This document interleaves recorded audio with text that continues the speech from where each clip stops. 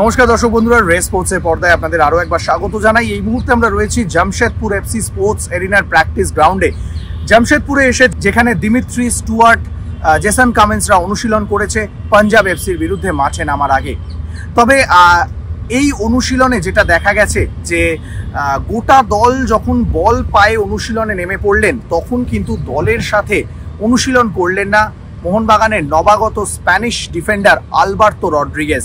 শুরুতে যখন ফিজিক্যাল স্ট্রেংথনিং হয় বা পরবর্তীকালে যখন ছোট ছোট পাস অনুশীলন হয়, তখন কিন্তু তিনি দলের সঙ্গে অনুশীলন করলেন। তবে মূলত যখন সিচুয়েশন প্র্যাকটিসে যখন যায় মলিনা বা যখন ম্যাচ প্র্যাকটিসের দিকে এগোয়, তখন কিন্তু গোটা দলের সঙ্গে তিনি অনুশীলন করেননি।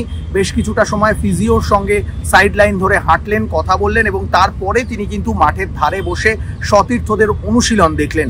ফলে এটা মনে করা হচ্ছে যে হয়তো আলবার্তোর একটা মাইনর ইনজুরি রয়েছে, কোনো হালকা চোট রয়েছে, যেটা নিয়ে বাড়তি ঝুঁকি নিতে চাইছেন না মোহনবাগানের স্প্যানিশ কোচ হোসে মলিনা। কারণ এটা প্রি সিজন, এই সময় সাধারণত ছোটোখাটো চোট আঘাত যে কোনো ফুটবলারেরই লাগে। সামনে কিন্তু অনেক গুরুত্বপূর্ণ ম্যাচ রয়েছে, আইএসএল শুরু হয়ে যাবে, তার পাশাপাশি কিন্তু এসিএল এর ম্যাচ রয়েছে। ফলে এই ম্যাচগুলোতে হয়তো মোহনবাগানের বিদেশি ফুটবলারদের ওপর বেশি করে ভরসা করতে হবে। তাই এখন ডুরান্ট কাপের নকআউটের জন্য বাড়তি ঝুঁকি নিতে চাইছেন না হোসে মলিনা।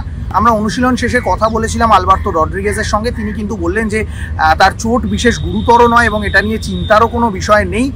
হালকা কোনো একটা সমস্যা রয়েছে, যেটা নিয়ে ঝুঁকি নিতে চাইছেন না কোচ, এবং সেই কারণেই হয়তো তিনি আজকে বল পায়ে মাঠে নামেননি।